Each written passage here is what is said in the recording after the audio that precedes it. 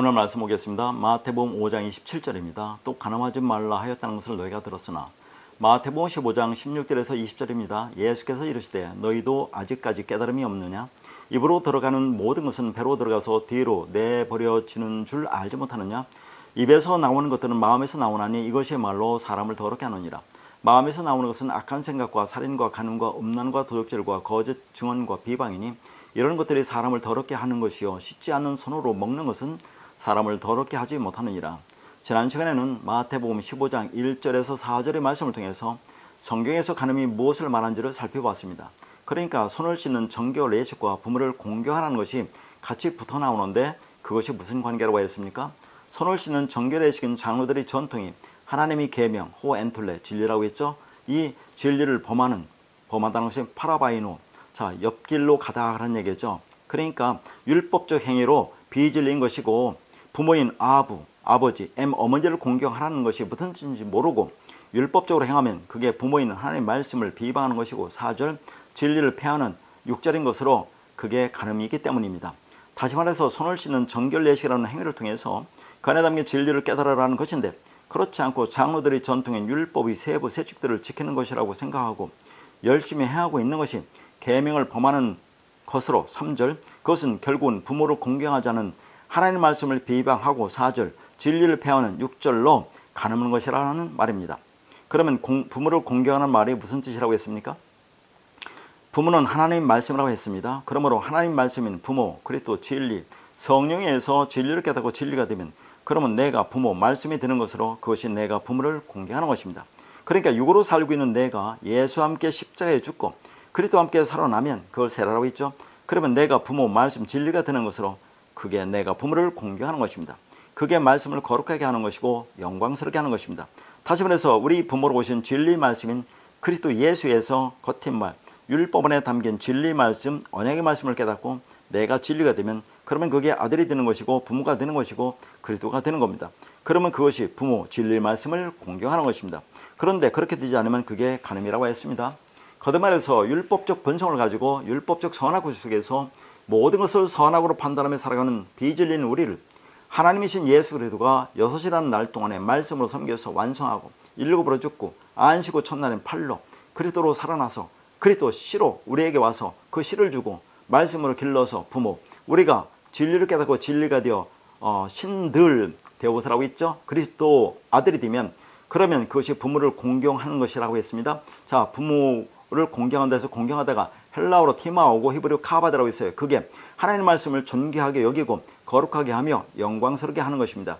그게 내가 하나님께 영광을 받는 것이고 내가 하나님께 영광을 돌리는 것입니다. 그래서 지난 시간에 살펴본 마태복음 15장 1절에서 4절에서 예수님이 바리새인과 서기관들에게 뭐라고 합니까? 내가 언제 너희들 보고 손을 씻으라고 했니? 너희가 진리가 되어 진리 처수가 되면 그게 하나님을 부모를 공경하는 것이고 그러면 그게 정결롭게 되는 것인데 너희는 그걸 육신적인 것으로만 행하고 있다는 말입니다. 그래서 손을 씻는 정결례식과 부모를 공경하는 것이 같이 나오는 거죠. 그러나 손을 씻는 정결례식은 율법적인 행위를 통해서 그 안에 담긴 진리를 깨달으면 그게 부모를 공경하는 것입니다. 그렇지 않으면 그게 간음이에요. 자, 그래서 마태복음 15장 4절에 아버지나 어머니를 비방하는 자는 반드시 죽임을 당하리라고 해요. 지난 시간에는 이 비방하다는 단어를 설명하지 않았는데 여기서 비방하다가 카콜로게오라는 단어인데 이것은 카코스와 로고스의 합성어입니다. 여기서 카코스는 눈에 보이는 것을 그냥 눈에 보이는 대로 율법으로 보는 것으로 그걸 악이라고 합니다. 자, 내가 성경을 볼 때 겉에 드러나는 것으로 율법적 본능으로 노미주하는 것을 말합니다. 그러니까 하나님 말씀을 로고스로 그냥 나의 율법적 본성으로 카코스로 받아버리면 다시 말해서 이 땅의 것으로 이해하면 그게 부모를 말씀을 진리를 비방하는 것이란 말입니다. 그러나 하나님 말씀인 진리가 내 안에 있어 내가 하나님의 성전으로 하나님의 처소가 되고 그래서 그 안에 하나님 말씀으로 충만히 채워지면 그게 부모를 공경하는 것입니다. 그런데 하나님 말씀을 나의 본성으로 그냥 받아들여서 카콜 로게화면 즉 그 로고스 안에 있는 진리를 알지 못하고 겉의 것으로 취하면 그게 악이고 그게 부모를 비방하는 것이라는 겁니다. 그러니까 하나님의 말씀을 이 땅의 것으로 드러나는 대로 겉의 것으로 보이는 대로 받으면 그게 악이고 그 악으로 인해 반드시 죽는다고 하는 것입니다. 자, 마태복음 15장 5절에서 7절입니다. 너희는 이르되 누구든지 아버지에게나 어머니에게 말하기를 내가 드려 유익하게 할 것이 하나님께 드림이 되었다고 하기만 하면 그 부모를 공경할 것이 없다 하여 너희 전통으로 하나님의 말씀을 폐하는도다. 이식하는 자들아 이사야가 너희에 관하여 잘 예언하였도다 일렀으되. 자, 5절과 6절에서 아버지와 어머니, 부모는 뭘 가리킨다고 했어요? 하나님의 말씀이죠. 하나님의 말씀은 뭡니까? 자, 하나님을 가리키는 거죠. 그런데 그 하나님께 들음이 신앙이 되면 부모를 공경할 것이 없다고 합니다. 그러니까 하나님의 성전이 되어 그 말씀으로 충만한 것이 부모를 공경이라고 하는데, 하나님께 드리기만 하면 부모를 공경할 필요가 없다는 겁니다.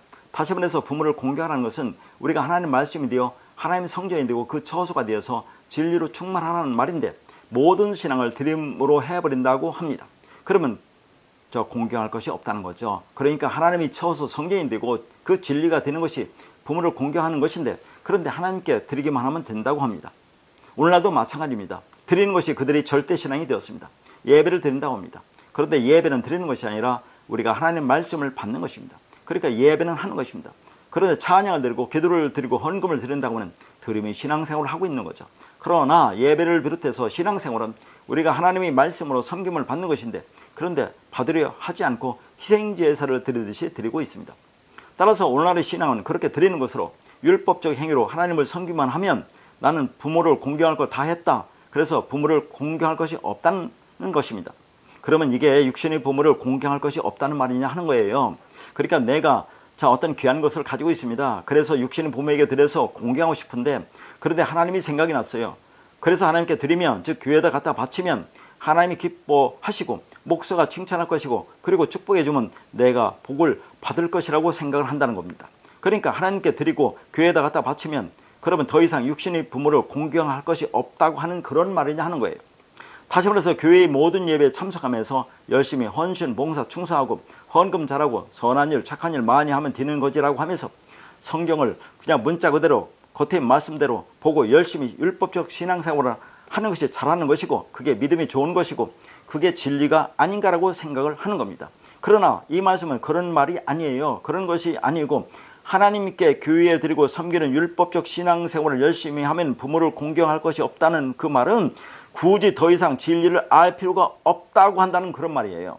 그런데 희생제사를 드리듯이 모든 것을 드리기만 하면 주님이 뭐라고 합니까? 그래서 마태복음 5장 21절에 보면 예수님 뭐라 합니까? 살인하지 말라라고 했죠. 자, 그게 뭐라고 했습니까? 율법적 희생제사를 드리지 말라라는 그런 말이라고 했습니다. 그런데 자, 살인하지 말라가 왜 희생제사 드리지 말라는 것이라고 했습니까? 자, 이것은 히브리어 헬라어의 원어에 담긴 뜻과 성경에 나오는 연관된 말씀을 가지고 자세히 설명드렸습니다. 참고하시고요. 그런데 그걸 원어를 모른다 해도 왜 이 말이 육신적인 살인을 말하는 것이 아닙니까? 자, 21절 바로 밑에 이어지는 22절이 살인에 관한 말씀이에요. 26절까지가 살인에 관한 말씀입니다. 그러니까 22절은 살인이라고 말하는 거예요. 그러니까 살인하는 것을 22절에 형제에게 노하는 자마다 심판을 받게 되고, 형제를 대하여 나아가라 하는 자는 공의에 잡혀가게 되고, 미련한 놈이라 하는 자는 지옥불에 가게 되리라고 하죠. 자, 여기서 형제라는 것이 호 아델포스입니다. 호는 관사예요. 그러니까 그 형제입니다. 그리고 이게 남성 단수입니다. 자, 이것이 교회에서 말하는 형제 자매라면 형제가 복수가 되는데 이게 단수예요. 그리고 여기는 자매는 안 나오죠. 그러니까 여기서 형제라고 하는 것은 교회에서 말하는 형제 자매를 말하는 것이 아니라 그 형제인 예수 그리스도를 가리키는 거죠. 그리고 이게 역격입니다. 역격이라는 것은 뭐뭐 아내라는 그 말이에요. 그러니까 형제에게 노한다는 것은 형제 안에는 그리스도 진리에 대해서 노한다, 화낸다 하는 그런 말이에요. 자, 그게 하나님을 대적하는 건다 하는 말입니다. 그리고 라카라 하는 자는 공의에 잡혀간다고 하는데, 이 라카라는 것은 골비는 텅 빈 놈이라는 그런 뜻입니다. 그러니까 예수님 보고 너 골비었지 텅 비었다라고 말한다는 것은 무슨 말이에요? 너 씨가 없지. 예수가 왜 씨가 없습니까? 그러던 진리를 씨로 담고 왔는데, 자, 그렇게 말하는 자는 공의에 잡혀가게 되고, 미련한 놈이라 하는 자는, 미련한 놈이 모로서 한다는데 너 말 못하는 벙어리지, 예? 라는 그런 의미예요. 그러니까 예수 보고 너 진리가 없으니까 진리를 말하지 못하는 벙어리 아니냐 라고 한다는 그런 말입니다. 따라서 살인하는 것을 형제인 예수에게 노하는, 대적하는 것이고, 라카 골비는 텅 빈 놈이라고 욕하는 것이고, 미련한 놈, 말 못하는 벙어리라고 말하는 거고 같다는 그런 말이에요. 그러니까 예수 우리가 이 땅에 우리 형제로 오신 것은 섬김을 받으려고 온 것이 아니라, 마태복음 20장 28절에 인자가 온 것은 섬김을 받으려 함이 아니라 도리어 섬기려 하고 자기 목숨을 많은 사람의 대속물로 주려 함이라고 합니다. 그렇게 우리를 말씀으로 섬겨서 우리를 진리로 깨닫게 해서 우리와 형제와 친구가 되게 해서, 즉 하나 사랑 진리가 되게 하기 위해서 이 땅에 오신 겁니다. 그런데 그 형제는 예수 그리스도의 섬김에 의해서, 다시 말해서 예수가 죽고 그리스도가 우리 안에 들어와 말씀으로 섬기는 그 섬김에 의해서 우리가 진리를 깨닫지 못하고 죽은 예수를 살려놓고 열심히 섬기는 희생제사를 드리는 것을 살인이라고 하는 겁니다. 그런데 그 섬김에 의해서 내가 진리를 깨닫고 진리가 되면 그걸 또 친구라고 그래요.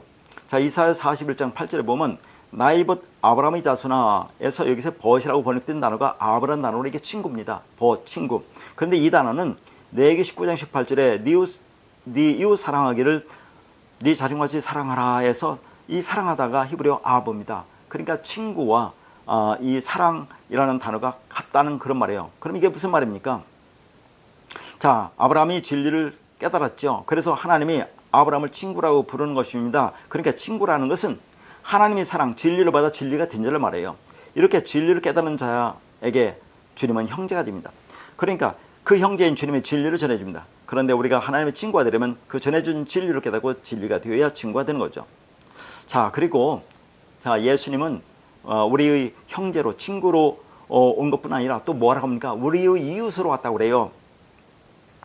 자, 그러니까 예수는 우리 이웃으로 오셔서 그리스도 사랑을 전해주어 진리가 되게 해주십니다. 그러면 예수 그리스도가 우리 이웃이라는 말씀이 어디에 나오죠? 자, 누가복음 10장에 보면 일명 선한 사마리아의 비유에서 이 세 사람 중에 누가 강도 많은 자의 이웃이 되겠느냐는 질문합니다. 자, 이 말씀은 어디부터 출발하냐면 어떤 사람이 예루살렘에서 여리고로 내려가다가 강도를 만나서 그 강도들이 옷을 벗기고 때려 거의 죽은 것을 버리고 갑니다. 그런데 제사장과 레위는 그를 보고 피하여 갔지만 어떤 사마리아 사람이 기름과 포도주를 그 상처에 붓고 싸매고 자기 짐승에 태워 주막으로 데리고 가서 돌봐주고 비용이 더 들면 내가 돌아올 때 갚아주겠다고 하는 내용이에요. 그런데 그 결론은 뭡니까? 네 생각에는 이 세 사람 중에 누가 강도 많은 자의 이웃이 되겠냐는 그 말입니다. 자, 어떤 율법 교수가 대답합니다. 그게 37절인데 이르되 자비를 베푼 자이니이다. 예수께서 가서 너도 이와 같이 하라 하시니라 내용인데요. 그러면 자, 이 세 사람 중에 누가 강도 만난 자 이웃이 되겠느냐 해서 지금 뭐예요? 율법 교수가 뭐라고 하냐면 자비를 베푼 자라고 하죠. 그래서 자비를 베풀었다는 것이 선한 사마리아인의 비유가 여기서 나오는 건데, 자, 그러면 제사장과 레위는 왜 그냥 지나가고 어떤 사마리아인이 자 그를 치료해 줍니까? 지금 이 강도 만난 자는 어떤 상태입니까? 이 강도가 이 땅에서 율법을 진리라고 가르치는 율법주의자들이 강도예요. 그러니까 자, 율법을 진리라고 가르치면서 그것을 행하라고 열심히 지금 가르치고 있잖아요. 그래서 그 말씀을 받아서 율법이 수고하고 무거운 짐을 지고 이 땅에서 그렇게 열심히 행하는 것이 거의 죽어가고 있는 거예요. 그게 강도 만난 자입니다. 그러니까 그 자를 누가 고쳐줄 수 있겠습니까? 누가 치료해 줄 수 있겠어요? 제사장과 레위는 율법주의자입니다. 율법주의자가 율법을 당해서 죽어가는 자를 고쳐줄 수가 없죠. 그러니까 어떤 사마리아인이 자 고쳐주는 내용인데, 치료해주는 내용인데, 자 어떻게 합니까? 어떤 사마리아인이 와서 기름과 포도주를 붓는다고 하죠. 기름과 포도주 뭡니까? 말씀이에요. 말씀을 붓고 싸매주고 자 주막으로 데리고 갑니다. 그리고 나서 치료해주라고 하면서 비용이 들리면 내가 돌아올 때 더 주겠다고 하는 내용 아닙니까? 자, 그러니까 이게 무슨 말이에요? 비용이 더 든다고 하는 것은 지금 예수님이 이 땅에 육을 입고 왔어요. 그런데 육을 입고 왔기 때문에 육을 입고 와서 진리를 전해줍니다. 기름과 포도주를 부어서 말씀을 전해주지만 그것으로는 완성이 안 돼요. 그러니까 그가 다시 온다는 것은 예수가 죽고 그리스도로 이 땅에 온다는 겁니다. 이 땅에 와서 그 진리 말씀으로 우리에게 주어서 우리를 완성하겠다는 거예요. 이 말씀이. 그러니까 강도 만나 율법이 수고하고 무거운 짐을 지고 거의 죽게 되는 우리를 기름과 포도주라는 진리 말씀으로 치료해 주는 분은 우리 이웃으로 오셔서 말씀을 전해주는 예수 그리스도란 얘기예요. 거듭 말하지만 그러나 예수는 육을 입었기 때문에 우리 안에 들어올 수가 없어요. 그래서 십자가에 죽으시고 그리스도로 와서 진리를 주어 진리를 깨닫고 진리가 되게 해주시는 것이 예수 그리스도라 그 말입니다. 이게. 자, 그러면 예수 그리스도가 우리 이웃이라고 하는 말씀이 또 어디에 있습니까? 자, 마태복음 22장 37절에서 47절입니다. 예수께서 이르시되 네 마음을 다하고 목숨을 다하고 뜻을 다하여 주 너희 하나님을 사랑하라 하셨으니 이것이 크고 첫째 되는 계명이요 둘째도 그와 같으니 네 이웃을 네 자신같이 사랑하라 하셨으니 이 두 계명이 온 율법과 선지의 강령이니라 라고 그래요. 자, 여기서 두 가지 계명이 나오는데, 첫 번째 계명은 하나님을 사랑하라는 말이고, 두 번째 계명은 네 이웃을 네 자신같이 사랑하라는 그런 말인데, 이 두 계명이 같다는 그런 말이에요. 같다고 합니다. 자, 그러면 예를 들어서 이것이 네 이웃을 네 자신같이 사랑하라는 말이 문자적으로, 자, 우리 이웃으로라고 생각하는, 교회에서 형제자매라고 생각하는, 그리고 또 다른 이웃이라고 생각하는 그런 사람이라고 생각한다면, 그런 사람을 우리가 어떻게 나 자신같이 사랑할 수가 있겠어요? 아니, 그 사람이 죽어가는데 내가 그 사람을 살릴 수가 있습니까? 그 사람이 물질적으로 어려움이 있으면 내 자산을 팔아서 그 사람을 다 도와줄 수 있어요? 그러니까 이게 문자적인 말이 아닐 거 아닙니까? 그리고 하나님 사랑과 네 이웃을 네 자신같이 사랑하는 것이 같은 말이라고 하지 않습니까? 그러면 여기서 네 이웃은 누구를 가리키겠어요? 자, 이게 이 땅에 자비를 베푼 선한 사마리아인으로 오신 예수 그리스도를 가리키는 겁니다. 자, 그러니까 계명의 열이 있죠. 열을 앞에다 넣고 뒤에다 씁니다. 앞에다는 하나님 사랑이고 뒤에는 예수 그리스도의 사랑이라고 그래요. 자, 그런데 이게 같다고 그죠? 그러니까 하나님 사랑과 이웃 사랑은, 이웃은 예수로 사랑 말하는 거죠. 자, 열이 다섯 다섯이 둘이 되고 둘이 하나가 되는 것은 이게 완성입니다. 그러니까 거기 뭐랍니까? 두 계명이 온 율법과 선지자의 강령이라고 하죠. 이 말씀이 성경의 모든 말씀이라는 거죠. 하나 사랑 진리가 성경이 말하고자 하는 그 말이라는 그 말입니다. 자, 그러니까 그러면 우리가 어떻게 하나님을 사랑하고, 자, 뭐예요? 네 이웃을 우리 자신같이 사랑할 수가 있겠어요? 지금 선한 사마리아인의 그 비유에서, 자, 자비를 베푼 선한 사마리아인으로 오신 예수 그리스도의 그 사랑에 의해서 그분이 기름과 포도주를 붓잖아요. 그 말씀으로. 그리고 다시 돌아와서 예수가 주 그리스도로 와서 진리를 전해줘서 우리가 진리를 깨달으면 우리가 사랑이 되는 거 아닙니까? 그러면 그게 하나님의 사랑을 받은 것이고 예수 그리스도의 사랑을 받은 것이고, 자, 그러면 그게 하나님의 사랑이 되는 거예요. 이제는 그러면 우리가 하나님을 사랑하고 예수 그리스도를 사랑하는 자가 되는 겁니다. 그게 이웃을 내 자신같이 사랑하는 거죠. 하나님을 목숨 걸고 사랑한다는 그런 말입니다. 그러면 이제 진짜로 그렇게 말씀 진리게 됐으면 이 땅의 이웃인, 자, 그 사람들에게도 내가 가지고 있는 진리를, 사랑을 전해줘야 한다는 그런 말입니다. 그리고 자, 지금 선한 사마리아인의 비유가 어떻게 시작되는 겁니까? 자, 예수와 어떤 율법 교사와의 대화에서 율법 교사가 예수를 시험하여서 그렇게 묻습니다. 자, 사람이 어떻게 하면, 자, 무엇을 하여야 영생을 얻을 수 있습니까? 라고 묻어요. 그러니까 예수님 뭐랍니까? 율법에 뭐라고 기록되어 있으면 너는 어떻게 읽느냐라고 하죠. 그때, 자, 이 어떤 율법 교사가 말하는 것이 누가복음 10장 27절과 29절입니다. 대답하여 이르되 네 마음을 다하며 목숨을 다하며 힘을 다하며 뜻을 다하여 주 너희 하나님을 사랑하고 또한 네 이웃을 네 자신같이 사랑하라 하였나이다. 예수께서 이르시되 네 대답이 옳도다. 이를 행하라. 그리하면 살리라 하시니 그 사람이 자기를 옳게 보이고 예수께 여짜오되 그러면 내 이웃이 누구이니까? 이 질문에서 지금, 자, 자비를 베푼 사마리아인의 비유를 예수님 말씀하는 겁니다. 그러니까, 자, 이 율법 교사가 왜 이렇게 말씀하죠? 마태복음 22장에서 예수님이 말씀하신 그 내용을 똑같이 말씀하잖아요. 왜냐하면 율법이 기록된 내용이니까. 율법이 어디에 기록되어 있다고 했어요? 앞에 바로 말씀드렸죠. 레위기 19장 18절에 말하잖아요. 네 이웃을 네 자신같이 사랑하라는 이 율법에 기록되어 있기 때문에 예수님도 말하고 율법 교사도 정확히 말하지만, 자, 그 말의 의미는 서로 다르게 가지고 있어요. 자, 예수님께서는 뭐예요? 네 대답이 옳다. 이를 행하라고 하죠. 이 행한다는 건 포이에오예요. 하나님 뜻대로 되어지는 거. 그 말씀에서 내가 진리가 되어지면 그게 생명이야. 그게 사는 거야. 라고 하는데 이 율법교사는 이걸 율법으로 봅니다. 문자적으로 봐서, 자, 내가 사랑할 수 있어요. 그러니까 누가 내 이웃이냐고 그렇게 묻는 거 아닙니까? 내가 사랑할 수 있다. 문자적으로. 그러니까 너는 사랑할 수 있는 존재가 못 돼. 율법주의자는, 자, 율법을 맞아 거의 죽어가는 그 자를 사랑할 수 있는 존재가 못 돼. 너는 사랑을 받아야 할 자야. 라고 얘기하는 거죠. 선한 사마리아인에 의해라는 그 이웃의 사랑을 받을 자가 너 율법교사야. 라는 그런 말입니다.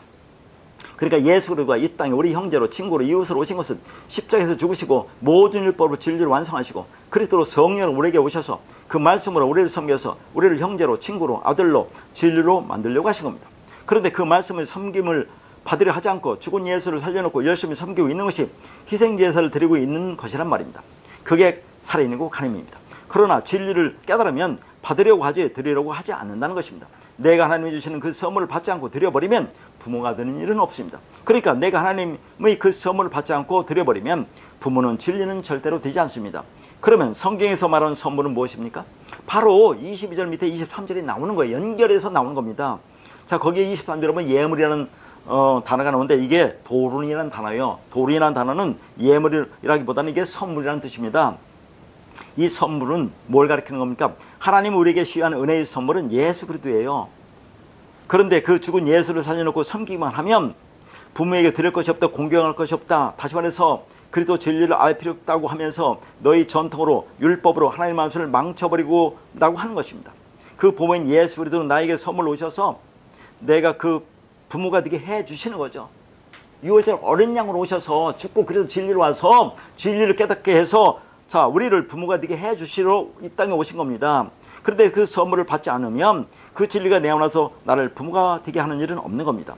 그런데 오늘날의 수많은 교인이라고 하는 자들이 드림의 신앙생활을 하면서 하나님 말씀을 망가뜨려 버리고 있는 겁니다. 그렇게 인간들은 하나님께 뭔가를 드려서 섬겨서 하나님 말씀 진리를 오히려 배하더라는 것입니다. 그게 오늘날의 예배로 그게 가능합니다. 그러니까 모든 율법이 내 안에 진리로 그리스도로 들어와 나와 연합이 되어 하나가 되어야 합니다. 다시 말해서 그 진리가 내 마음에 신비에 새겨져 있으면 그게 모든 율법을 지킨 것이 됩니다. 그게 새 언약의 성취입니다. 그런데 장로들이 전통, 유전, 율법을 그들은 행하는 것으로 알고 있기 때문에 그들이 오해를 한 것입니다. 그러니까 율법을 통해서 그 안에 담긴 진리를 알아서 그 법을 내 안에 새기고 담으면 그게 새 언약의 성취로 완성이 되는 겁니다. 그래서 새 언약을 뭐라고 합니까? 예레미야 31장 33절에 내가 나의 법을 그들 속에 두며 그들이 마음에 기록하여 나는 그들이 하나님 되고 그들은 내 백성이 될 것이라 여호와의 말씀이라고 합니다. 그러니까 하나님 법을 우리 안에 두며 우리 마음에 새겨 넣겠다. 그래서 우리를 하나님 백성, 하나님 자녀로 만들겠다는 것이 새 언약입니다. 그러니까 그렇게 그 법, 그 말씀이 내 안에 새겨지면 내가 그 법과 하나가 되는 것입니다. 그러면 이제는 그 말이, 그 진리가 내 입에서 나와야 하는데 그런데 그 말을 하지 못해요. 물론 이 진리를 듣고 자, 이 말씀을 듣고 진리를 알았다고 해서 그 말이 바로 나오는 것은 아니겠지요. 그러니까 우리가 성경 말씀을 율법적 행위가 아니라 그 안에 담아놓으신 하나님의 마음과 뜻으로 진리로 알아두고 깨닫는 것은 대단한 일입니다. 그러나 그것으로 끝나지 마시고 여러분 반복해서 듣고 그 말을 내 안에 새겨야 내가 그 말과 하나가 되는 것이고 그리고 그것이 내가 하나님과 하나가 되는 겁니다. 그러면 이제 진리가 내 입에서 나올 수 있지 않겠습니까? 그래서 요한복음 14장 20절에 그날에는 내가 아버지 안에 너희가 내 안에 내가 너희 안에 있는 것을 너희가 알리라. 지난 시간에도 말했죠. 그날이 뭡니까? 성령이 오시는 날, 새 언약이 성취는 날 내가 아버지 안에래요. 예수님이 아버지 안에 있고 자 너희가 우리가 예수 안에 있고 자 예수가 우리 안에 있대요. 이게 무슨 말입니까? 어떻게 사람이 사람 속에 있어요? 아버지가 뭐라 했어요? 하나님 말씀. 그러니까 예수도 죽어야 됩니다. 죽어야 그리스도가 되는 거지. 그러면 그게 아버지 안에 하나님 말씀 안에 있는 거 하나님 말씀이 되는 거예요. 자 그리고 그 예수가 우리 안에 들어오면 우리 또 말씀이 되는 거 아닙니까? 우리가 아버지 부모가 되는 거 아니에요? 그러니까 다 같이 하나가 된다는 그런 말입니다. 그것을 요한복음 17장 21절에 아버지께서 내 안에 내가 아버지 안에 있는 것 같이 그들도 다 하나가 되어 우리 안에 있게 해서 똑같은 말을 하고 있는 거예요. 그러니까 이렇게 연합이 되어 하나가 되면 그러면 내 안에 있는 그 하나님의 말씀 진리가 나오게 되어 있습니다. 그래서 이제는 자 진리를 전할 수가 있는 거죠. 그런데 문제는 어떤 사람은 진리를 알았다고 하면서 자기가 생각하는 진리를 전하는 겁니다. 그러니까 자기가 알았다고 하는 자기가 생각하는 그 말을 전해서는 안 되고 하나님 말씀 안에 담긴 그 진리를 정확하게 전해야 됩니다. 그러나 거듭 말씀드리지만 우리가 하나님 말씀을 율법적 행위가 아니라 진리로 알아듣는 것도 대단한 일이에요. 근데 많은 사람들은 그 말씀을 율법으로 보고 행하는 것으로 알고 그걸 열심히 지켜서 나의 의를 이루겠다고 하는 기특한 생각과 행위를 하는데 그게 가늠입니다. 그래서 너희 전통으로 율법으로 하나님 말씀을 폐한다고 말하고 있습니다. 마태복음 15장 8절에서 11절입니다. 이 백성이 입술로는 나를 공경하되 마음은 내게서 멀다. 사람의 계명으로 교훈을 삼아 가르치니 나를 헛되이 경배하는도다 하였느니라 하시고 무리를 불러 이르시되 듣고 깨달으라. 입으로 돌아가는 것이 사람을 더럽게 하는 것이 아니라 입에서 나온 것이 사람을 더럽게 하는 것이라. 자 8절에 보니까 이 백성이 입술로는 나를 공경하되 마음은 내게서 멀다라고 합니다. 그런데 자 입술이 뭡니까? 입에서 나온 말로 율법입니다. 그러니까 자, 이 말은 입술로는 율법적으로는 하나님을 말씀을 공경한다고 해요. 그런데 그 마음에는 진리가 없다는 겁니다. 그리고 9절에 사람이 계명으로 교훈을 삼아 가르치니 나를 헛되이 경배하도다라고 합니다.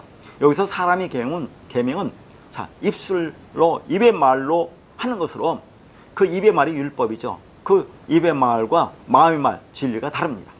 하나님은 당신의 뜻을 입의 말로 율법 로고스로 표현해 줍니다. 그런데 내 마음에 진리가 없으면, 다시 말해서 성령에서 율법 로고스를 진리 레마로 깨닫게 해주지 않으면, 그러면 내가 진리 말을 할 수가 없습니다. 그러니까 마음에 진리가 없으면 내 입은 진리를 말하지 못하니까 내 입은 말은 하지만, 그러나 그 말이 사람의 계명인 율법이고, 그래서 그 율법으로 가르치는 것이 하나님 말씀을 폐하는 것이 되는 것이고, 그러면 그게 하나님을 헛되이 경배 예배하는 것이란 말입니다.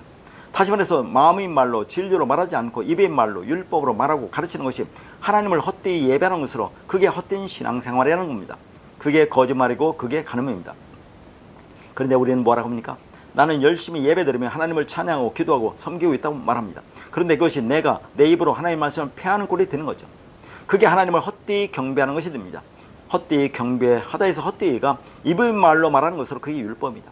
하나님의 마음으로 진리로 하지 않고 입의 말로 말하는 것이 헛된 거죠. 그게 간음입니다. 그러니까 드림의 신앙이 진리 안에서 보면 하나님을 가장 반대하는 것입니다. 그게 하나님을 대적하는 것으로 마귀 사탄입니다.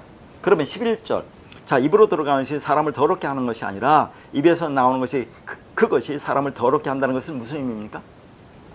내 입으로 들어가는 말씀 율법이 나를 더럽게 하는 것이 아니고, 그것을 진리로 깨닫지 못하고 율법 그대로 다시 나오는 것, 다시 말해서 율법으로 말하는 것이 더럽다는 그런 말이에요. 그래서 이렇게 말합니다. 자, 밑으로 내려가서 마태복음 15장 16절에서 20절입니다. 예수께서 이르시되 너희도 아직까지 깨달음이 없느냐? 입으로 들어가는 모든 것은 배로 들어가서 뒤로 내버려진 줄 알지 못하느냐? 입에서 나오는 것들은 마음에서 나오나니 이것이 말로 사람을 더럽게 하느니라. 마음에서 나오는 것은 악한 생각과 살인과 간음과 음란과 도둑질과 거짓 증언과 비방이니 이런 것들이 사람을 더럽게 하는 것이요, 씻지 않는 손으로 먹는 것은 사람을 더럽게 하지 못하느니라. 자, 여기서 11절에 17절과 같은 말이에요. 그러므로 입으로 들어가는 율법은 말하지 말고 그냥 버리면 돼요. 버리면. 그런데 그걸 버리지 못하고 다시 그냥 입으로 나오면, 다시 말해서 진리로 깨닫지 못하고 율법을 말해버리면 그게 사람을 더럽게 한다는 그런 말입니다. 그래서 18절에 입에서 나오는 것을 뭐라고 합니까? 마음에서 나온다고 하죠. 그러니까 내 마음에 있는 것이 진리면 진리를 말하는 것이고, 여전히 그 말씀을 율법으로 가지고 있으면 율법이 나올 수밖에 없는 거죠. 따라서 자기 마음에 가득한 것을 말하게 되어 있습니다. 자, 18절에 이것이야말로가 말입니다. 그러니까 말이 사람을 더럽게 한다고 하는 거죠. 그러니까 하나님 말씀을 그냥 그대로 겉뒷 것으로 문자 그대로 내 입에서 나오면 그 말이 사람을 더럽게 한다고 하는 것이죠.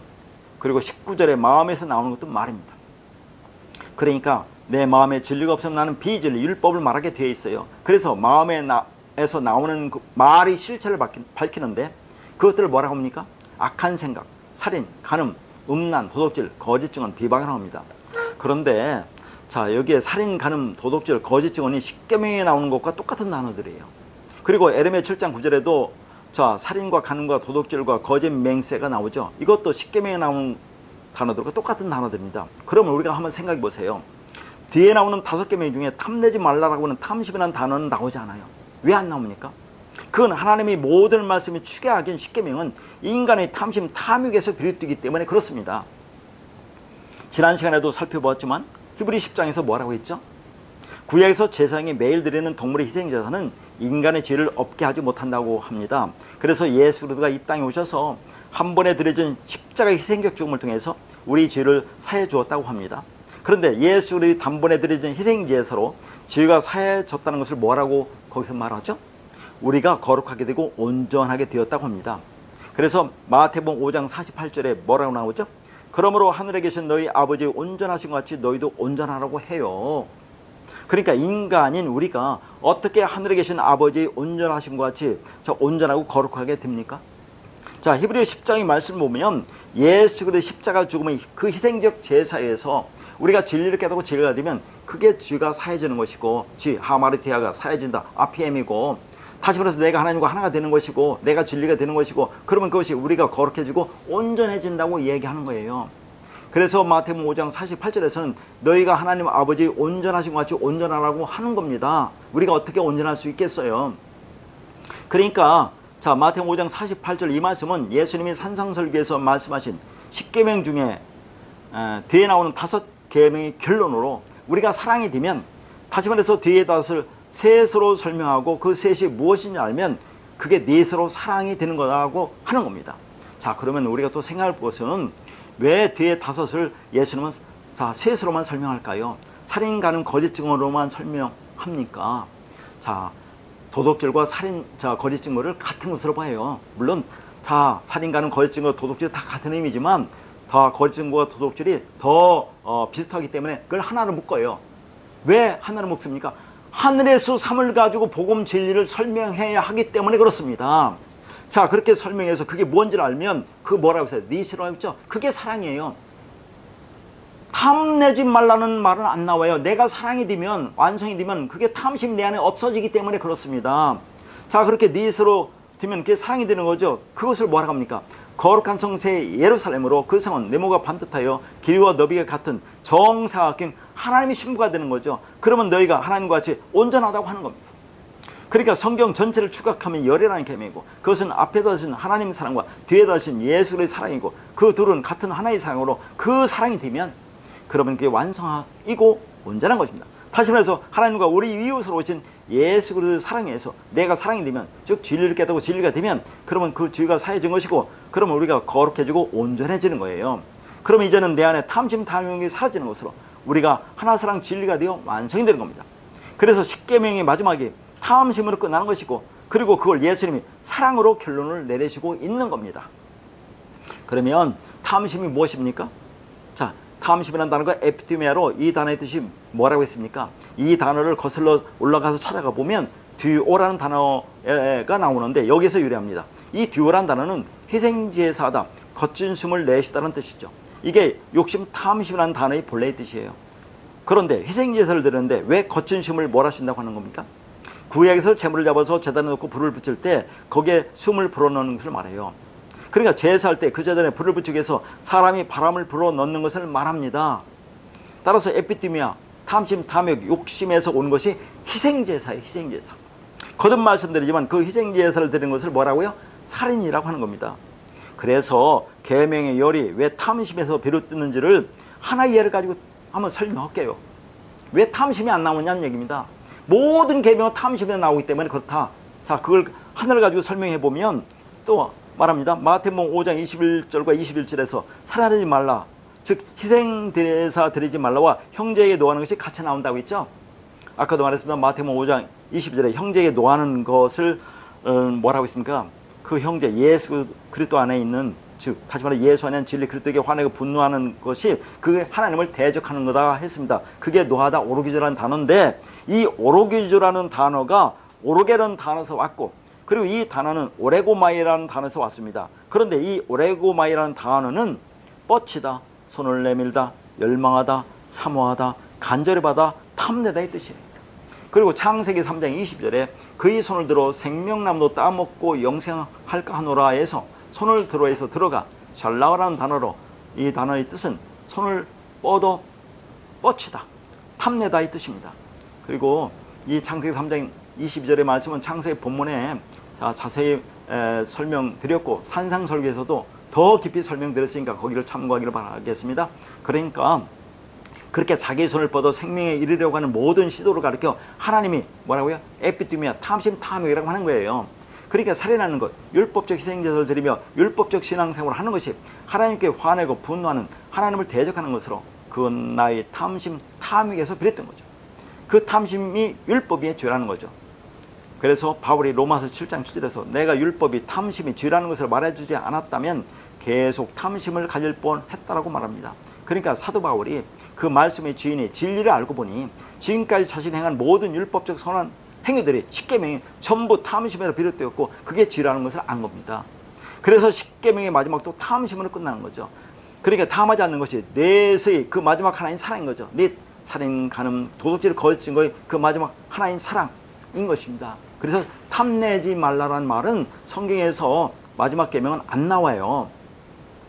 그래서 예수님이 열하는 계명을 뒤에 5 설명할 때 살인, 간음, 거짓 증거, 사랑의 계명만 나오지 탐내지 말라는 10번째 계명은 나오지 않는 것입니다. 그래서 탐내지 않는 것이 사랑이라는 거죠. 그게 완성입니다. 그러니까 하나님의 이 진리를 우리 생각과 판단으로 비틀고 왜곡해서 율법으로 보고 열심히 지키고 있는 것이 내가 탐심 탐욕을 가지고 율법적 선악과 중에서 판단하며 행하는 다른 신인 거예요. 그게 마귀 사탄입니다. 그러니까 제1계명이 뭐라고요? 너는 나 위에 다른 신을 내게 두지 말라고 하는 거죠. 왜요? 그것은 인간의 유혹적 욕망을 충족하기 위한 것으로 그게 진리를 대적하는 다른 하나님이 되는 겁니다. 그게 우상숭배라고 했죠. 그게 살인, 간음, 도둑질이며 거짓을 행하는 겁니다. 그게 탐욕을 부리는 거죠. 그러니까 진리가 아닌 비진리를 진리라고 알고 열심히 그걸 행하는 자들을 살인과 간음과 도둑질과 거짓 증거라고 합니다. 다시 말해서 율법적 희생제사만 드리며 율법적 신앙생활을 하는 것이 살인, 간음, 도둑질, 거짓 증언, 거짓 증거라는 거죠. 그러면 다시 본문으로 돌아가서 19절에 악한 생각이 나옵니다. 악한 생각. 이 악한이라고 번역된 단어가 포네로스라는 단어인데 이 단어는 포노스라는 명사에서 온 겁니다. 그런데 그 포노스가 율법주의 아래에서의 수고, 고통, 짐이라는 뜻이에요. 그러니까 율법이 수고하고 무거운 짐을 고통 속에서 열심히 해하고 있는 것으로 그게 내가 신앙생활을 잘하는 믿음이 좋은 사람이라고 생각하는데 그러나 성경은 그걸 악하다라고 하는 거예요.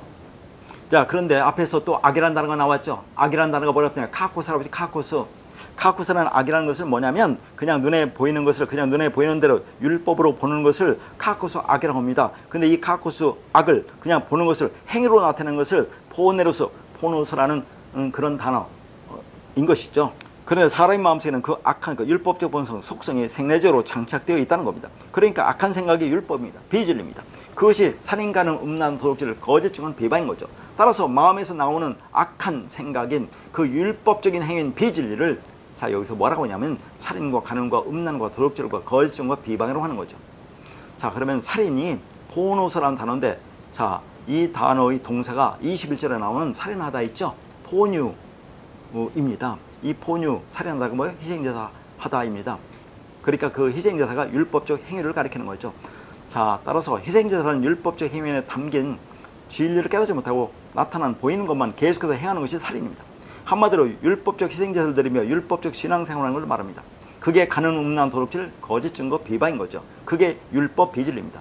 그리고 간음이 모이케이아라는 단어인데 이 동사가 오늘 본문 27절에 가늠하다 모이큐이고 자, 음란이라고 된 단어가 포르네이아라는 단어입니다. 그러면 자, 간음이라는 모이큐와 음란이라는 포르네이아의 단어의 차이점이 뭐냐 하는 거죠.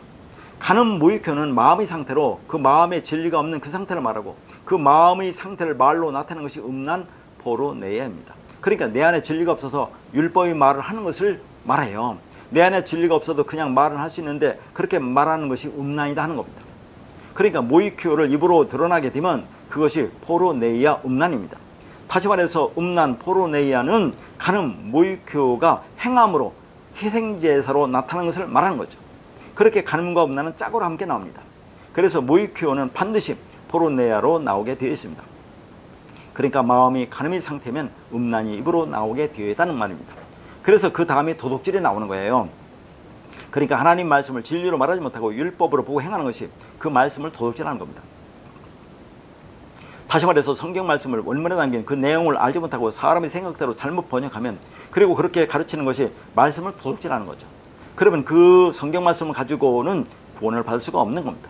그러면 이 성경책이 간음의 책이 되는 거예요. 그러면 그게 거짓 증거입니다. 거짓 증거는 진리를 보이는 것으로 나타난 것으로 주었는데 그걸 그냥 그대로 보고 가르치고 말하는 것이 거짓 증거, 거짓말입니다.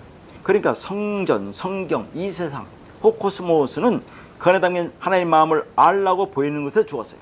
그런데 그냥 그 보이는 성전 안에서 율법적 행위 제사만 드리고 있으면 즉 희생 제사만 하게 만들면 그게 살인이고 간음입니다. 그러니까 거짓 증거, 거짓 증언은 성전과 성경이라는 모형과 껍데기 안에 있는 실체를 보지 못하고 다시 말해서 눈에 보이는 걸 가지고 그 실체, 진짜 진리를 보지 못하면 율법적 희생 제사밖에 못하는 겁니다. 그게 살인이고 간음인 거죠. 마지막으로 비방이 나오는데 이 단어는 4절에도 비방하다가 나왔죠. 자, 4절에 비방하다와 그 원어가 다릅니다. 4절에 비방하다는 카콜로게라고 했습니다. 자, 이 단어는 카코스와 로고스의 합성을 하고 있죠. 그러니까 하나님의 말씀을 로고스로 그냥 나 율법적 본성으로 카코스로 받아버리는 거라고 했죠. 다시 말해 이 땅으로 것을 이해하면 그게 아버지, 어머니, 부모를 말씀을 진리를 비방하는 것이란 말입니다. 근데 19절에서 나오는 비방, 자 이거 회방은 이 단어가 블라스페메라는 단어인데 이것은 블라스페모스라는 단어에서 왔어요. 블라스페모스는 불랍토가 페미 합성어입니다. 불랍토라는 것은 방해하다, 해를 끼치다, 파괴다이고 페미는 말하다의 뜻입니다. 그러니까 비방은 말을 방해하고 파괴하다라는 의미입니다. 따라서 비방은 남을 해코지 하기 위해서 욕을 하는 것이 아니고 말을 방해하거나 말을 파괴한다는 뜻입니다. 다시 말해서 자, 하나님의 말씀 진리를 파괴하는 거예요. 그게 말씀을 율법으로 온 걸 말합니다.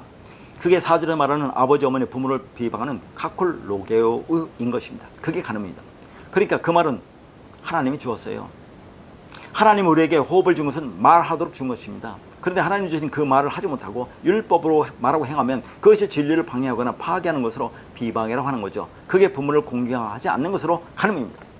그래서 19절에서 악한 생각이 제일 먼저 나오는 거예요. 그 악한 생각에서 나오는 것이 살인, 간음, 음란, 도둑질, 거짓 증거, 비방인 거예요. 따라서 우리 생각을 바로잡으면 되는 겁니다. 다시 말해서 악한 생각의 율법을 올바로 진리로 가지면 되는 거죠. 그래서 하나님의 은혜로 그 진리를 깨닫고 그걸 내 마음에 새기는 것이 내 마음의 악한 생각을 바꾸는 겁니다. 그게 새언약의 성취입니다. 그러니까 마음에서 나오는 것들은 말로 진리와 비진리에 관한 이야기입니다. 성경은 행위에 관한 것이 아니니까 여기에 나오는 것은 전부 말에 관한 거죠. 그렇게 성경은 모두가 말의 문제, 마음의 문제로 너희가 한 그 말로 심판을 받는다고 하는 거죠.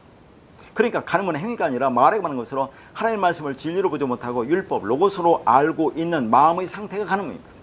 따라서 간음이 뭔지 알아야 내 마음에 간음이 없는 겁니다. 내 안에 진리가 진리가 되면 간음이 없는 것입니다. 그런데 요한복음 4장에 나오는 사마리아 여자가 신랑으로 오셔서 물을 요구하는 예수 그리스도에게 드릴 물이 없었던 겁니다. 왜요? 자, 사마리아 여자가 가진 것이 전부 악한 물, 더러운 물, 아래의 물, 비진리, 다섯 남편, 모세 오경인 율법이라는 악한 말만 가지고 있었기 때문에 진리인 의의 물, 깨끗한 물을 드릴 수가 없었던 겁니다. 그게 간음입니다. 그래서 그 간음이 되지 않으려면 그 물, 그 말씀 진리에 목말라야 합니다. 의에 줄이고 목말라야 해요. 방법은 그것밖에 없습니다. 그런데 오늘날 자, 기독교인이라고 하는 수많은 사람들은 이 말씀에 대해 관심이 없어요. 성경이 무엇을 말하는지에 대해서 궁금해하지도 않고 자, 진리에 대해서 갈급하지도 않아요. 그냥 담임 목사가 전해주는 말을 넙죽 받아먹습니다. 그게 진리라고 생각해요. 왜 그렇습니까? 그것이 우리 율법적 본성에 맞기 때문에 그렇습니다. 그리고 그들은 어떻게 생각하냐면 자, 자기 목사님들은 인품이 훌륭하다고 생각해요. 그리고 지식도 많다고 합니다. 그리고 또 어떤 목사들은 자, 신학 박사라고 하잖아요. 그러니까 그런 사람들이 전하는 말이 진리라고 생각을 한다 그 말이에요. 그런데 우리가 자, 히브리 헬라어를 가지고 말씀을 전하면 그런 말을 가지고 지금 그게 진리라고 대적하잖아요. 우리 목사님은 더 많이 안다 그런 얘기입니다. 히브리 헬라어 더 많이 안다고 그래요. 그런데 히브리 헬라어를 안다고 해서 그게 깨달아지는 겁니까? 하나님이 성령이 임해서 눈과 귀를 열어주지 않으면 그 말씀을 깨달을 수가 없어요. 이스라엘 민족 보세요. 이스라엘 민족이 그분들이 국어가 뭡니까? 히브리어예요. 그렇다고 그분들이 지금 예수 그리스도를 믿습니까?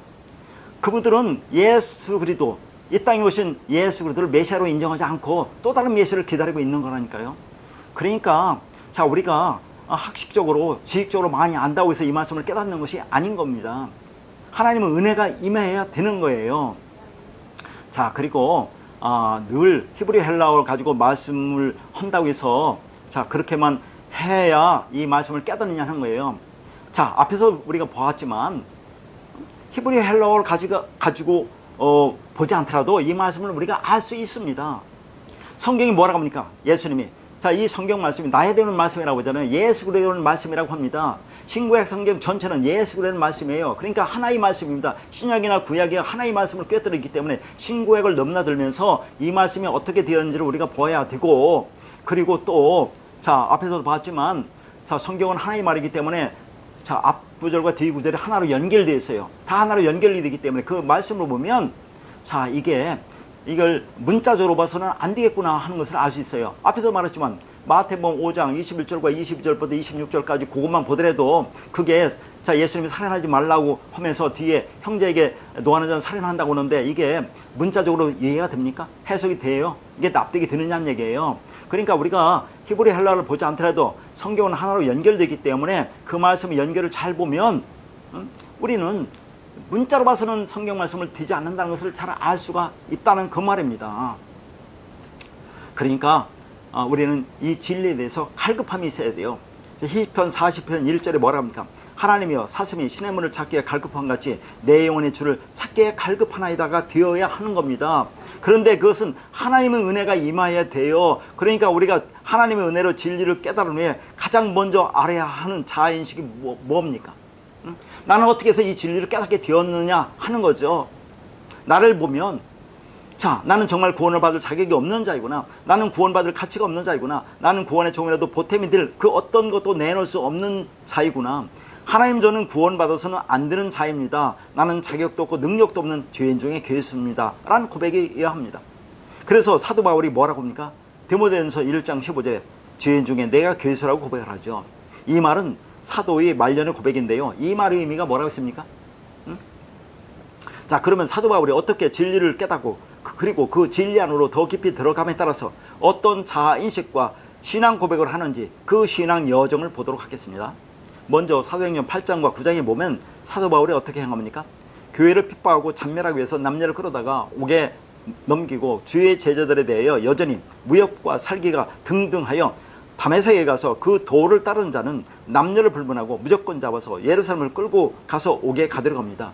자, 그 도를 따른다는 것이 이 도가 호도서입니다. 그 길입니다. 그 진리의 길. 자, 예수 그리스도라는 진리의 길을 따르는 자들을 지금 핍박하고 있는 거였죠.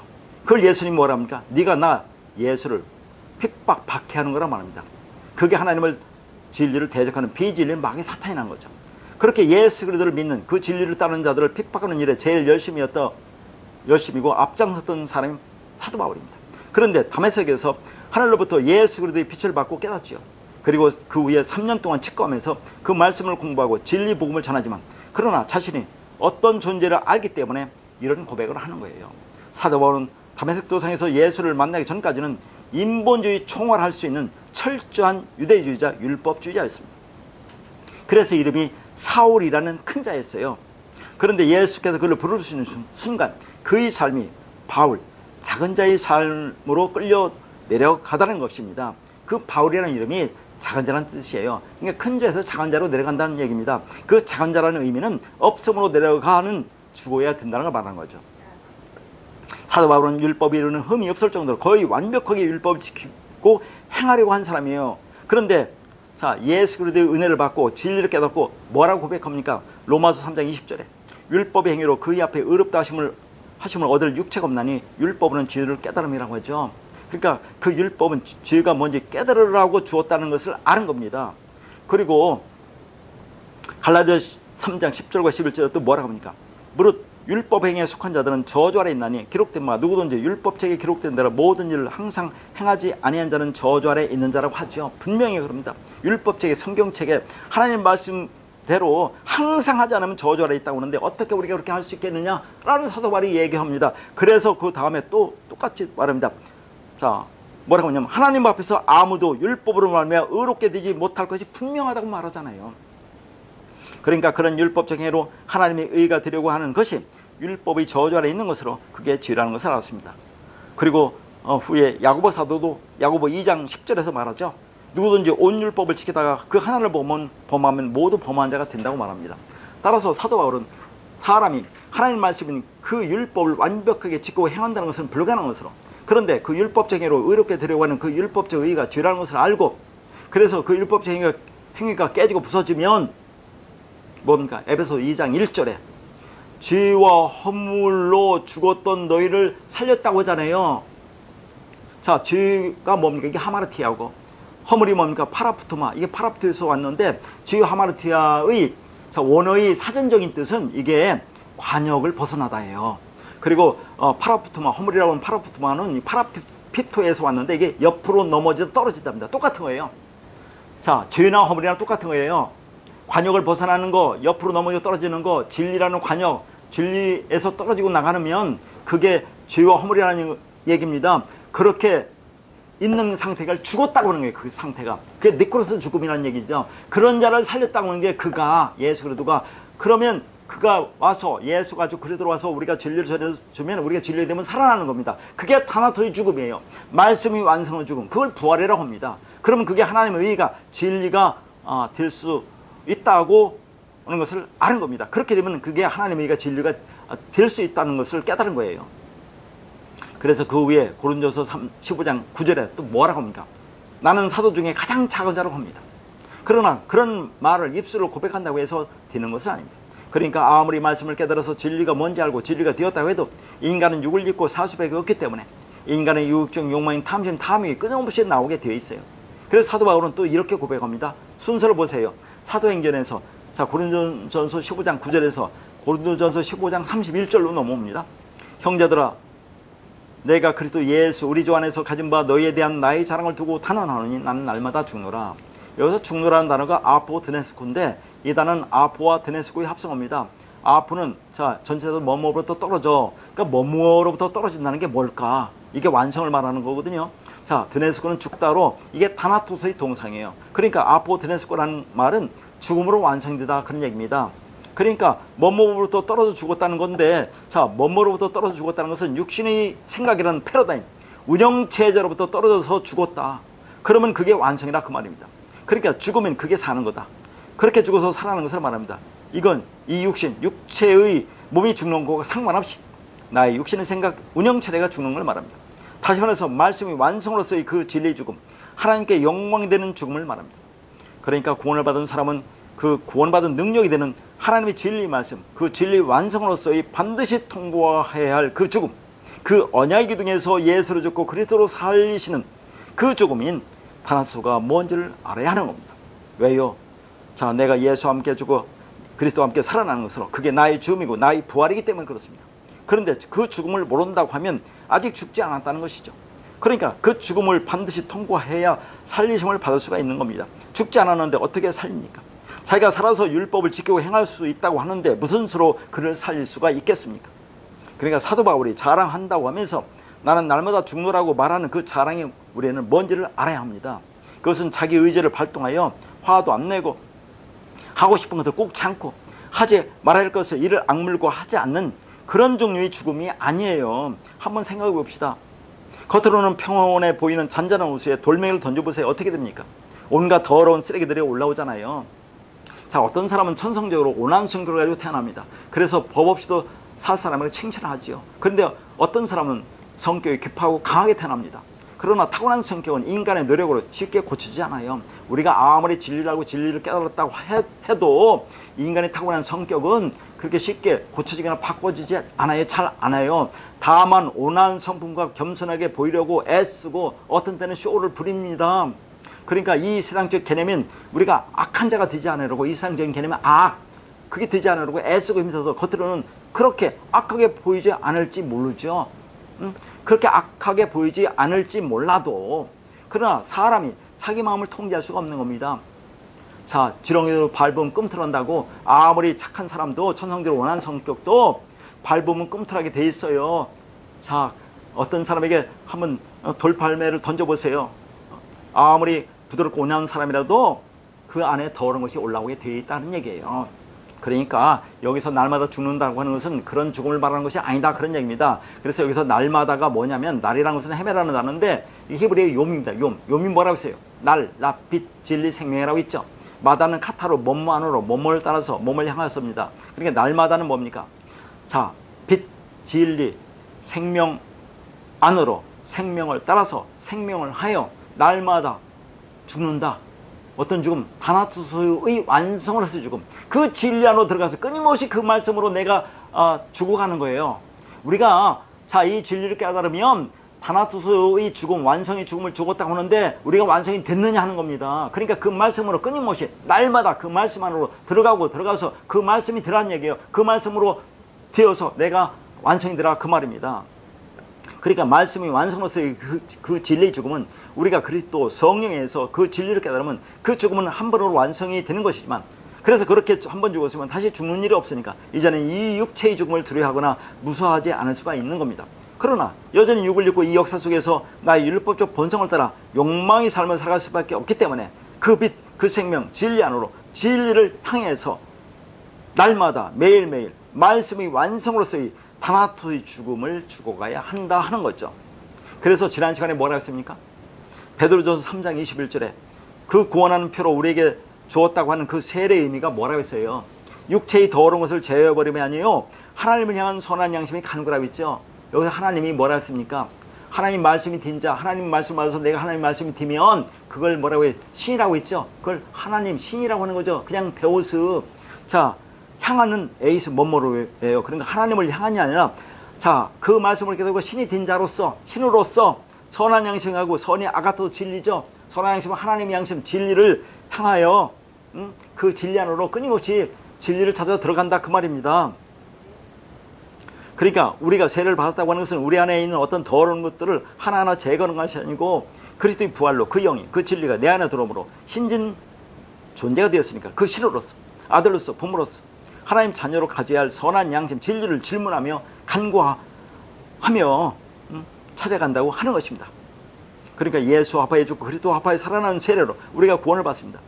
그러나 우리가 말씀 진리 그리스도 성령에서 진리를 깨닫기만 하면 구원을 받았다고 생각하고 마음대로 살아도 된다고 하는데 그것이 끝이 아니라는 겁니다. 그렇게 말씀이 아들이 부모가 된 자, 진리가 된 자, 신이 된 자는 물론 그것으로 우리는 완성되어 구원을 받았다고 하지만 그러나 이 땅에서는 여전히 육을 입고 나이, 탐심, 탐욕, 욕망을 따라 살 수밖에 없기 때문에 끊임없이 그 진리 안으로 들어가서 그 진리를 너희 안에 가득 채우란 말이에요.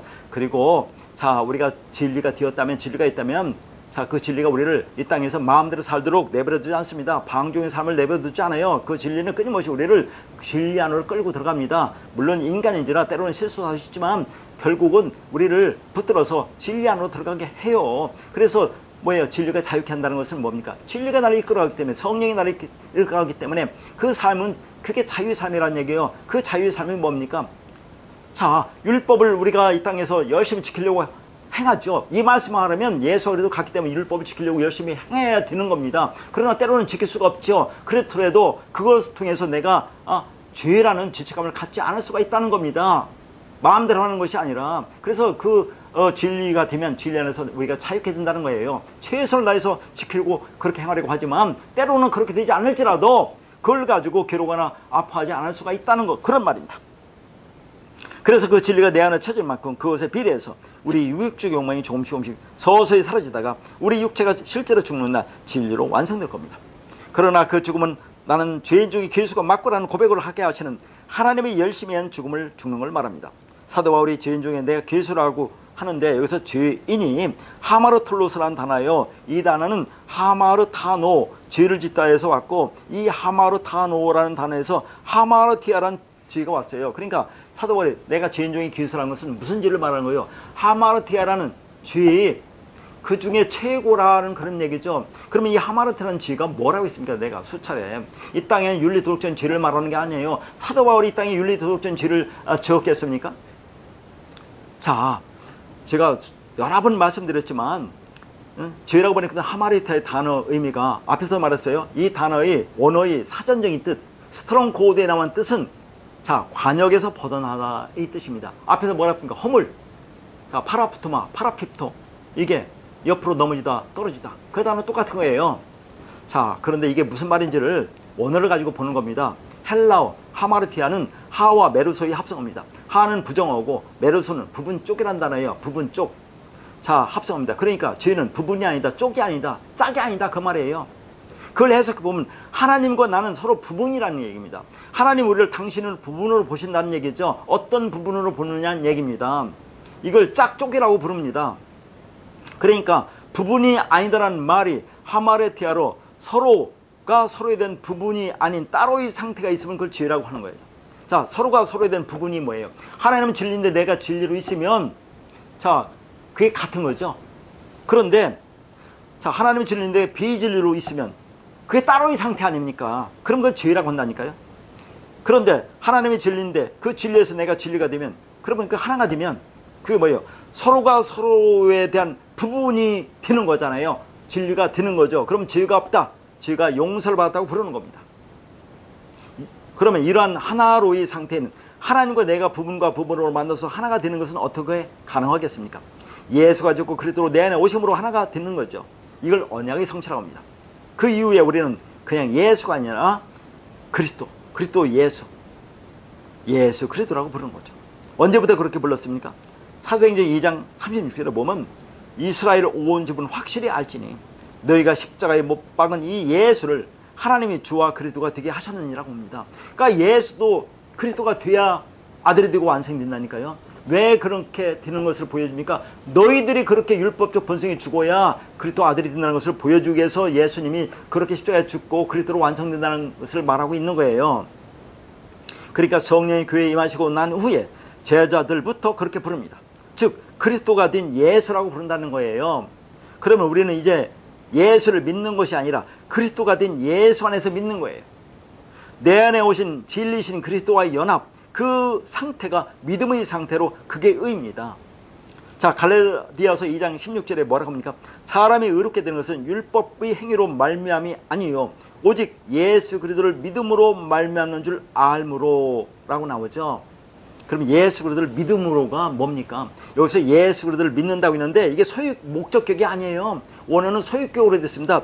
예수 그리스도의 믿음이에요.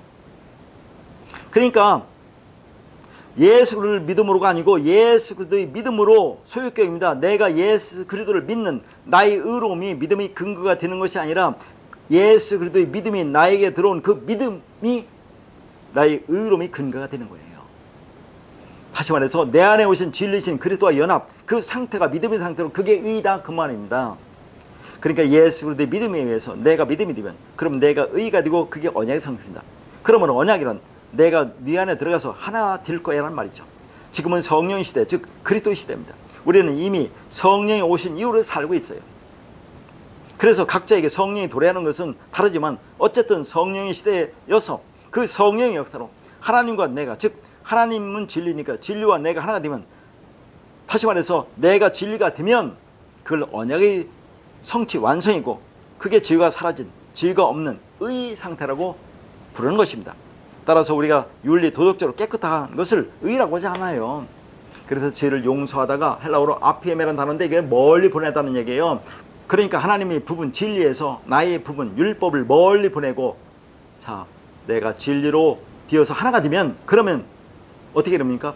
자, 부분과 부분으로 나눠져 있는 것, 어떤 부분, 진리라는 하나님의 부분과 나라는 율법의 부분으로 나눠져 있는 것이 죄죠. 근데 그게 멀리 가버렸다 그 말입니다. 이것이 죄의 개념이고 죄의 용서의 개념입니다. 그래서 윤리도덕적인 죄, 인간의 사회 계획적인 죄를 성경이 말하는 죄라고 얘기하고 그걸 미워하고 그런 자기를 한탄하는 것은 불교나 타 종교의 죄관과 똑같은 것이고, 그런 죄의식과 싸우는 것은 불교의 참선이나 자아절제와 다를 바가 없는 거예요. 하나님은 그런 죄를 용서하기 위해 십자가를 지신 게 아닙니다. 하나를 만들려고 십자가에 지고 죽고 그리스도로 교회 안으로 오신 거죠. 죄를 멀리 보내려고 하시는 겁니다. 이것이 예수 죽음의 목적이에요. 이 죄와 죄로부터의 해방에 대한 성경적 하나님적 개념을 가져야 진짜 진리가 너희를 자유케 하려는 말씀을 나의 것으로, 내 안의 것으로 가지게 되는 겁니다. 그렇게 진리를 바로 알아야 늘 진리의 기쁨을 누리며 살게 되는 거죠. 그러니까 사도 바울이 말하는 자기가 죄인이라고 하는 그 죄는 윤리 도덕적인 죄를 말하는 것이 아니에요. 사도 바울이 어떤 사람입니까? 다시 말씀드리면 율법에 이르는 흠이 없을 정도로 거의 완벽하게 하나님의 말씀을 지키고 행한 사람입니다. 그런 사람이 무슨 세상에 말하는 죄를 지었겠어요. 그러니까 성경이 말하는 죄, 하마르티아는 진리신 하나님과 내가 죄 하나가 되지 못하고 율법적으로 행하는 것을 말해요. 그래서 사도 바울이 자한식이 어떻게 변한다고 해요? 자, 다시 한번 정리할게요. 자, 사도행전 9장에서 사울이 예수 그리스도의 빛을 받고 난 후에 사도행전 13장에서 어떻게 됩니까? 자, 사울 큰 자를 바울 작은 자로 부르죠. 자, 그리고 고린전서 15장 9절에 뭐라 합니까? 사도 바울이 나는 사도 중에 가장 작은 자라고 합니다. 자, 그리고 고린도전서 15장 31절에 나는 날마다 죽노라고 하죠. 그가 조금 더 진리 안으로 들어가 성숙한 사도가 되었을 때 그의 자아인식은 이렇게 변합니다. 에베소 3장 8절에 모든 성도 중에 지극히 작은 자보다 더 작은 자라고 합니다. 그건 괜히 겸손한 척 하기 위해서 그렇게 말하는 것이 아니에요. 그렇게 사도 바울이 예수 그리스도의 은혜와 사랑을 알면 알수록 자신의 실체가 그렇게 자각이 되었던 겁니다. 그것이 말년에는 어떻게 변하죠? 디모데전서 1장 15절에 죄인 중에 내가 괴수라고 고백을 합니다. 그러니까 죄인 중에 내가 괴수라는 것은 윤리도덕적인 죄가 아니라는 걸 분명히 알죠. 아, 사도 바울만큼 진리를 잘 알고 진리 속으로 더 깊이 들어간 사람은 어디가 있어요? 신앙 고백에서 봤지만. 근데 그 사람이 죄인 중에 괴수라고 고백을 한다 그 말입니다. 나는 진리가 될 수가 없어, 하나님과 될 수가 없다는 처절한 고백이라니까요. 그러니까 아무리 진리를 알고 진리가 되어도 깊은 진리 안으로 들어가도, 그래서 나는 없음이고 먼지고 티끌이라고 깨달아도 그 한낱 이빠른 소리일 뿐 여전히 자신을 드러내고 자랑하고 싶은 인간의 율법적 본성은 없어지지 않다는 겁니다. 그렇게 사도 바울은 진리를 알아가면 알아갈수록 자신이 더 작아지고 죽어야 하는 티끌에 불과한자라는 것을 깊이 절감하고 있었던 거죠. 자가 대단한 인물로 변해가고 있다고 하지 않습니다. 그래서 그의 모든 서신의 첫 단어가 파울루스, 작은 자인 것이죠. 그러니까 예수 그리스도를 만나고 나니 나는 그분의 은혜, 그분이 십자가만을 굳게 붙들어야 하는 지극히 작은 자, 죄인 중에 교회사라는 것을 알았다는 거죠. 그걸 깨닫는 것이 복음입니다. 그런데 인간들은 끊임없이 큰 자의 삶을 추구해왔습니다. 구원이란 바로 그러한 인간의 큰 자로의 추구를 박살내고 작은 자로 밀어내리는 것을 말합니다. 그렇게 사도 바울이 자신의 처음자를 확인하게 되자 무엇을 알게 되었다고 합니까? 그래서 내가 죄인 중에 교회사라고 한 거예요. 그러니까 자신이 날마다 부인되고 죽어져야 한다는 것을 알고 그 죽음이라는 진리 안으로 들어가면 들어갈수록 죄인 중에 괴수로 폭로되다는 것입니다. 그래서 바울은 자기가 부정되고 부인되는 현장, 날마다 죽는 현장을 자랑거리로 내놓고 있는 거죠. 사도는 약한 것을 자랑하고 있습니다. 절대 강한 것을 자랑하지 않습니다. 사도 바울은 그렇게 자신의 육적 자가 날마다 죽어가는 것을 자랑한 거예요.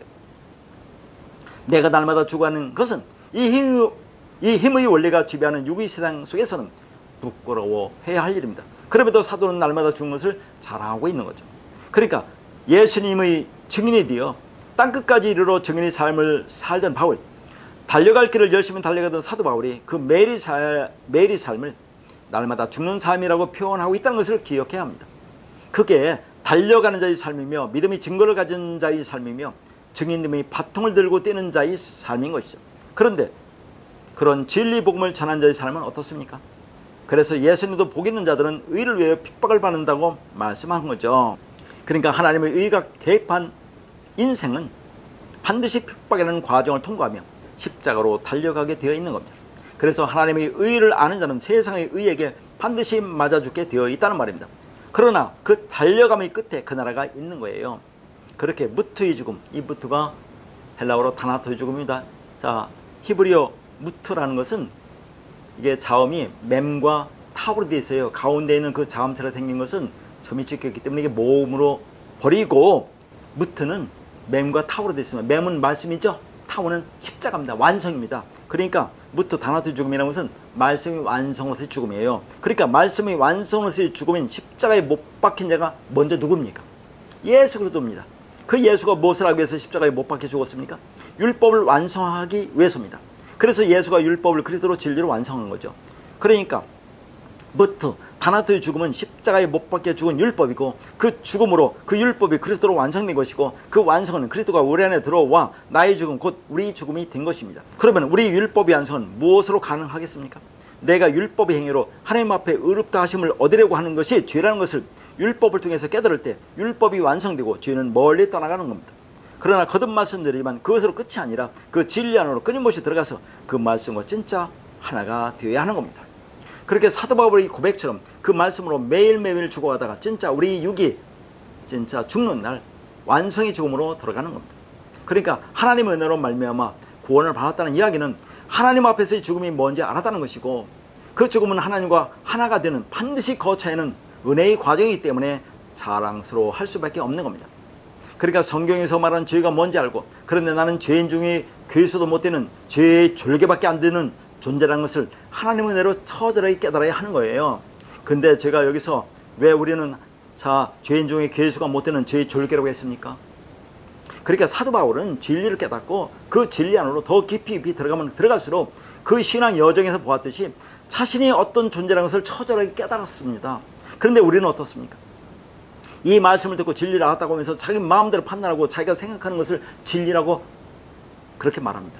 그리고 여전히 율법적 선악구조에서 모든 것을 자기 중심적으로 선악 판단하며 다른 사람이 비판하고 판단하면서 살아가죠. 그 진리를 알고자 하는 처절함과 간절함이 없어요. 내가 진리를 알고 진리가 되었다고 하지만, 그런데 우리가 아직 완성이 된 것이 아니지 않습니까? 여전히 이 땅에 이걸 입고 살아가기 때문에 끊임없이 그 진리를 추구하며 그 진리 안으로 더 깊이 들어가야 하는 겁니다. 그래서 진리신 하나님과 하나가 되는 것이 완성이에요. 그 진리고 하나님과 하나가 된다는 것은 나란 존재가 없어지는 거예요. 그래서 남을 비판하고 판단하기 이전에 나를 먼저 돌아보는 겁니다. 나는 어떤 존재인가? 나는 허물이 없는 괜찮은 삶인가? 나를 돌아보면 그러면 이제는 뭐예요? 모든 것을 하나로 볼 수가 있는 거예요. 그러니까 다른 사람이 부족한 허물을 판단하고 비판하기 전에 자신을 돌아보고 죽어야 하는 겁니다. 한마디로 유구무원이 되어야 합니다. 그래서 사도 바울은 진리 안으로 들어가면 들어갈수록 자신은 하나님과 하나가 될 수 있는, 진리가 될 수 없는 죄인 중에 괴수라는 걸 알았다니까요. 그러나 우리는 그 사도 바울의 열심을 흉내도 내지 못하는 죄의 졸개밖에 안 되는 존재라는 것을 알아야 합니다. 그게 가장 먼저 인식이 되어야 해요. 그렇게 자기가 어떤 존재인지를 처절하게 깨닫는 것에서 구원이 일어나는 겁니다. 은혜는 거기에서만 감지될 수가 있어요. 은혜가 뭡니까? 은혜는 100% 거저인 것이죠. 99%는 은혜이고 1%는 사람의 노력으로 구원이 이루어진다면 하나님의 은혜는 우리의 1%에 의해서 완전해질 수도 있고 불완전에 머물 수도 있는 그런 유치하고 저급한 것이 되어버리는 겁니다. 아니죠. 은혜는 하나님 편이 100%입니다.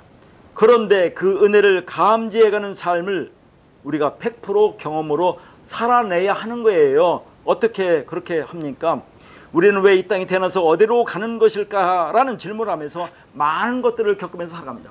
그런데 나는 어떻게 진화론을 믿는 것이 아니라 하나님의 창조론을 믿게 됐을까? 그리고 그 창조도 보이는 이 우주 만물을 창조했다는 물리적 창조가 아니라 그 물리적 창조를 통해서 보이지 않는 하나님의 백성들이 창조한 영적 창조를 믿는 그리스도인이 되었을까 하는 겁니다. 그러니까 나는 어떻게 하나님 말씀을 율법으로 보지 않고 그 안에 담기는 하나님 마음 진리를 알게 되었을까 하는 겁니다. 그러나 진리를 깨닫고 진리가 뭔지 아는 것으로 끝이 아니라 그 말씀으로 들어가서 나라는 존재가 누구인지를 알아가는 그런 사도 바울과 같은 하나님의 인도하심의 인생 여정의 과정이 오직 하나님의 은혜의 손길임을 처절하게 경험으로 알아야 하는 거죠. 그래서 나는 오늘 또 어떻게 영상으로나마 이 말씀을 듣게 되었을까? 그것은 오직 하나님의 은혜라는 것을 알아야 하는 겁니다. 그래서 은혜는 100% 하나님, 100% 우리라고 하는 거죠. 그렇게 우리 마음이 악한 생각인 비진리로 가늠의 상태가 되어 그 말로 심판을 받아 멸망의 길로 가지 말고 성령의 인도하심으로 하나님 말과 같은 말인 진리가 되어 가늠하지 않는 영원이라는 생명이 되는 하나님의 은혜가 있기를 바랍니다.